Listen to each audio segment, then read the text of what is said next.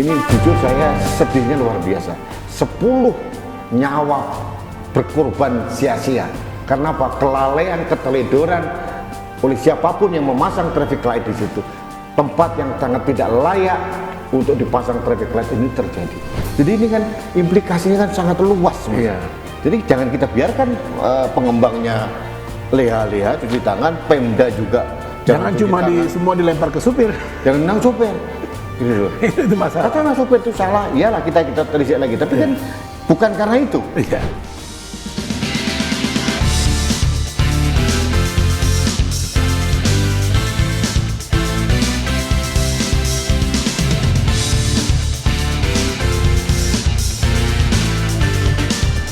Halo sahabat Indonesia, kita bertemu lagi dalam kanal Anak Bangsa Podcast. Sahabat Indonesia, beberapa hari yang lalu terjadi tragedi kecelakaan lalu lintas di jalan Transyogi atau alternatif Cibubur dikenal. Ada truk yang mengangkut BBM dari Pertamina, konon remnya blong menabrak sejumlah orang di lampu merah yang baru dipasang kalau tidak salah 4 atau 5 bulan yang lalu. Iya. Ini di Transyogi atau Alternatif Cibubur, dan korbannya ada 10 orang meninggal dunia dan banyak juga yang luka-luka. Nah, ada pertanyaan yang menggelitik bahwa penempatan lampu lalu lintas di situ itu sudah disoroti oleh publik sebetulnya. Aneh dan membahayakan lalu lintas. Hampir tidak ada alasan yang harus diikuti oleh Kementerian Perhubungan maupun dari lalu lintas atau siapapun bahwa penempatan itu layak, karena turunan jalan begitu dan berbahaya. Dan yang membuat kita jadi terheran-heran ternyata itu atas inisiatif atau permintaan dari developer baru, ada perumahan yang ada di situ. Ini bingung saya, kenapa ini bisa terjadi dan ada pembiaran terus akhirnya jatuh korban, padahal sebelumnya juga pernah beberapa kali ada kecelakaan di lokasi yang sama. Beberapa bulan sebelumnya ada truk tronton menabrak tiang di situ, karena ini turunan, mungkin ada rem blong dan sebagainya. Kemudian orang-orang yang menunggu lampu merah ini kan berjajar di dekat traffic light itu. Ini yang menjadi masalah. Untuk itu saya mengundang pakar transportasi, pengamat transportasi, dan kemudian beliau adalah ketua umum dari komunitas Forum Warga Kota Indonesia. Fakta Indonesia. Fakta Indonesia. Ini sahabat saya, Bang Ajas Tigor Nenggolan. Bang, sorry saya agak bingung saya. Ya, saya jujur aja speechless ini. Kenapa, Mas? Kejadian yang seharusnya tidak terjadi, Mas, akhirnya terjadi juga. Padahal ini sudah kita khawatirkan, beberapa orang sudah kok aneh penempatan di situ. Dan ini juga disetujui pendapat ini akhirnya oleh anggota DPR juga yang tinggal di daerah situ. Gitu. Menurut Mas Azaz, ya, siapa yang harus tanggung jawab seperti ini? Ya, sebelum kita lihat siapa yang harus bertanggung jawab, sebetulnya juga kita lihat tadi yang disampaikan oleh Mas Rudi tadi, gitu ya. Sebelumnya sudah ada kejadian kecelakaan juga.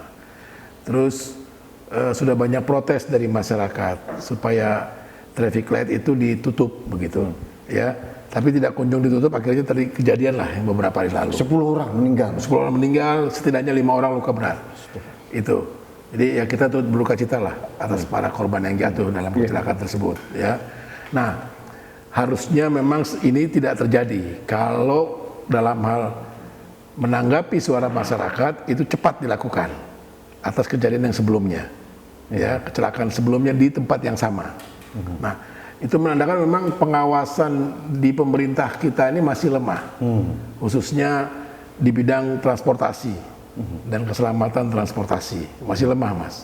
Ya, kalau udah kejadian besar seperti ini dan masyarakat mengkritik keras gitu ya dan viral, barulah bersikap. Jadi kalau saya lihat akhirnya mau mengatakan siapa yang bertanggung jawab? Ya harus pemerintah. Kenapa harus pemerintah? Karena kalau kita runut secara hukum, ya, secara undang-undang itu dikatakan, Mas, bahwasanya pemerintah lah yang punya otoritas melakukan manajemen atau rekayasa lalu lintas. Penempatan traffic light atau rambu atau sarana pendukung di jalan raya itu adalah otoritas pemerintah. Sorry, saya potong. Ini status jalan Transyogi jalan apa ini? Jalan nasional. Artinya pemerintah pusat yang tanggung jawab. Harusnya pemerintah pusat yang bertanggung jawab. Ya, jadi bukan dari Pemda segala macam. Tapi informasi yang kita dapat, tapi kita perlu luruskan lagi, itu kan atas permintaannya sebuah pengembang. Traffic light itu dipasang pada awal tahun 2002 lalu. Itu diajukan, katanya tidak dapat tanggapan. Nah, itu satu pertama. Itu soal pertama, Mas, ya. Soal kedua, kalaulah ada pembangunan pemukiman atau kawasan publik atau mall segala macam di sebuah tempat, itu harus punya analisis dampak lalu lintas. Itu diatur dalam undang-undang. Ada undang-undangnya? Ada Undang-Undang Nomor 22 tahun 2009 tentang lalu lintas dan angkutan jalan. Dikatakan dalam pasal 99-nya harus ada AMDAL lalu lintas. Baru dia bisa mengurus izin. Nah, ini pengembang ini sudah punya AMDAL lain belum? Nah, itu soal.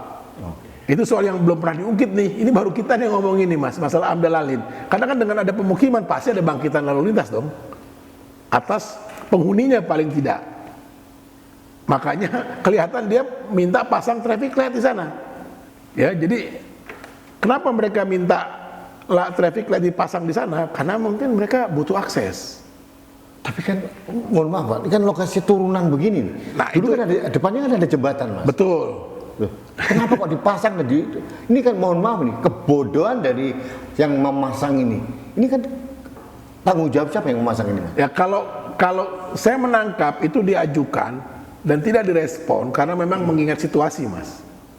Saya menangkap. Nanti kita tunggu penjelasan ya dari pemerintah dan juga dari Komisi Nasional Keselamatan Transportasi atau KNKT yang melakukan pemeriksaan kejadian ini. Makanya tidak ada respon ketika itu diminta. Ya, karena butuh dilihat betul begitu kan ketika mau masang semua urusan rambu, fasilitas jalan raya. Nggak bisa begitu aja gitu loh. Dan itu dasarnya juga dari AMDAL lalu lintas. Nah, kita harus suarakan, Mas. Jangan sampai nanti ini teledor dan pemerintah berkelit atau pengembang berkelit. Harus kita kejar sampai habis ada atau tidak AMDAL lalu lintas. Saya sih mengatakan tidak. Nah, kenapa tidak kan gitu ya? Kenapa tidak? Kok dia bisa kok developernya bisa mengajukan permohonan untuk memasang traffic light di sana? Padahal sarana jalan, ya, rambu atau penerangan jalan ataupun belokan segala macam itu dibangun oleh pemerintah loh, Mas, bukan pengembang, atas dasar AMDAL. Itu. Dan ini menjadi Mas, ini membuka buruk saya pikir. Saya meyakini nih, mudah-mudahan saya salah sih, bahwa pembangunan pemukiman, mall atau apapun mengabaikan ini AMDAL lalu lintas, betul. Yang banyak. Kita lihat kan mall-mall macet gak karuan, seolah tidak dipikirkan gitu. Nah, ini mumpung nih ada peristiwa yang mengenaskan ini, lepas daripada kita berduka dengan 10 korban dan yang luka-luka sekarang, ini harus kita angkat, Mas. Jangan sampai nanti siapapun terlibat, mulai pemerintah, memulai swasta dan sebagainya. Nah, ingin saya tanyakan tentang pemasangan rambu-rambu lalu lintas termasuk traffic light itu siapa yang masang, Mas? Kalau dalam aturannya itu pemerintah. Pemerintah itu siapa? Pembina jalannya. Jadi kalau kayak jalan Transyogi itu kan jalan nasional. Pemerintah pusat yang harus memasang. CHU Kementerian Perhubungan. Dalam hal ini ya. Begitu sama dikoordinasikan dengan kepolisian. Tapi kan tadi Mas Asas bilang katanya karena tidak direspon dia mengajukan ke pemerintah kota, pemerintah daerah ya setempat. Saya nggak tahu itu masuk Depok, Bogor atau Bekasi. Nah itu dia. Lokasi itu. Ada yang bilang Bekasi. Ada yang bilang Depok juga. Ada yang bilang Depok juga. Ada yang bilang Bogor juga. Tapi masih dalam kawasan hukum dari Polda Metro Jaya. Polda Metro Jaya. Ya, jadi harusnya itu kalaupun benar, ini nanti harus kita tunggu hasil pemeriksaan KNKT ya. Rambu itu siapa yang masang? Yang pasti pemerintah pusat tidak pasang. Saya melihat sepertinya ini yang masang ini antara pemerintah daerah gitu, dinas perhubungan setempat gitu ya, daerah setempat bekerja sama dengan developer. Tapi kan ini jalan nasional, Mas. Disitulah pelanggarannya, Mas. Oke. Gitu. Jadi ketika ini diajukan tidak ada realisasi atau dipenuhi, ini sepertinya mendesak gitu, pasang gitu kan, diajukan kembali ke pemerintah daerah setempat. Kita harus Mas, mengejar supaya ada keterbukaan. Ya. Siapa yang salah ini?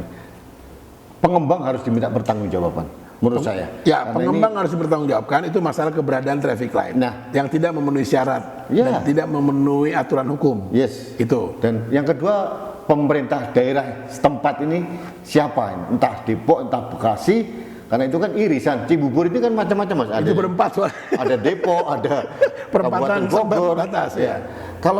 Kalau kota tidak mungkin kota Bekasi. Karena itu Enggak lain. itu Kabupaten Bogor. Ya. Kabupaten Bogor yang pasti. Kabupaten Bisa Bogor, kena. kemudian ada masuk Depok. kota Bekasi ada. Iya, kota Bekasi ada. Depok ada. dan sebagian Jakarta Timur. Jakarta Timur. Nah, Mas, kelihatannya kalau ini sudah bukan masuk Jakarta Timur. Bukan kayaknya, udah jauh, Mas. Jauh. Mas, ini pengembang. Saya tekankan lagi pengembang dan pemerintah setempat yang memasang ini. Jangan sampai, Mas, ini masalahnya. Jangan sampai opini publik atau persepsi publik hanya mempersalahkan sopir dari kendaraan itu. Oh iya. Meskipun, Mas, saya juga minta konfirmasi dari Mas Azaz. Apakah kendaraan ini, truk tangki ini kan milik pemerintah, milik BUMN, Pertamina. BUMN, iya. Nah, bagaimana kelaikan dari kendaraan yang BBM ini? Apakah sudah ada perawatan rutin atau ada akses untuk investigasi? Kok bisa blong begitu? Ya, jadi gini, memang betul, Mas. Saya sepakat dengan yang disampaikan Mas Rudi tadi. Kalau terjadi kecelakaan, jangan semata-mata hanya supirnya yang diminta pertanggungjawaban. Iya. Kan kita bisa lihat kecelakaannya kenapa? Supirnya yang tidak layak bekerja, artinya capek atau apa gitu. Capek juga masih bisa dicek. Oh, berarti dia bekerja berlebihan. Oke. Dalam undang-undang diatur misalnya bekerja sehari cuma 8 jam. Jadi pemberi tugas harus juga Persis. Oke. Jadi pemberi tugas. Oke. Atau pemilik kendaraan kalau kendaraannya nggak layak. Oke. Gitu loh. Kalau kendaraan tidak layak berarti perusahaan pemilik kendaraan itu juga harus bertanggung jawab. Harusnya kan 6 bulan Apalagi sekali. kendaraan BBM loh, Mas. Loh, apalagi kendaraan BBM itu kan mengangkut barang yang berbahaya. Gitu loh. Kan 6 bulan sekali itu angkutan itu kendaraan itu harus diuji KIR, uji kelaikan. Dilihat semua remnya segala macam. Nah, kalau dilihat kejadian kemarin ya, kok bisa dia nyeruduk begitu gitu loh. Rem blong. Ya bisa jadi. Konon tidak ada jejak Nggak ada pengereman. jejak pengereman.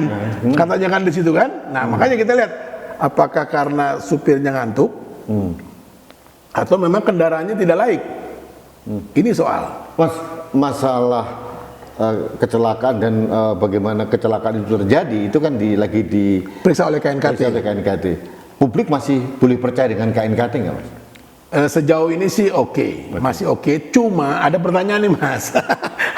Saya kalau udah cuma aku pusing, Mas. Saya beberapa kali ketemu kan sama itu teman kita juga, Pak Suryanto ketuanya. Oke. Ya, saya bilang, Pak, ada nggak kewajiban ya pemerintah atau siapapun menjalankan rekomendasi hasil pemeriksaannya KNKT? Karena kelihatannya rekomendasi hasil pemeriksaannya KNKT ini seringkali nggak dijalankan, Mas. Menguap tanpa bekas. Nah, saya curiga ada aturan hukum yang tidak kuat di sini. Ini juga lagi-lagi soal pemerintah. Gitu. Harusnya kan diwajibkan. Tunggu dulu, dalam undang-undang tidak ada kewajiban. Nggak ada. Lain misalnya gini, Mas. Misalnya bencana nih, Mas ya, bencana. Kan di undang-undang BMKG itu ada kewajiban, Mas. Pemerintah daerah harus menggunakan data yang dikeluarkan oleh BMKG. Iya. Misalnya kayak Jakarta banjir waktu itu kan, dia nggak pakai, kita bisa gugat. Lo ada kewajiban. Kenapa dia harus kasih early warning system, misalnya peringatan dini, bangun sistem bantuan darurat, gitu, berdasarkan data yang diberikan oleh BMKG. Itu kan pemerintah daerah. Nah, ini juga harusnya ya ada undang-undang, ada aturan hukum yang mewajibkan menggunakan rekomendasi ataupun hasil evaluasi hasil penyelidikannya KNKT supaya membangun keselamatan Nah, ini harus di jalan raya.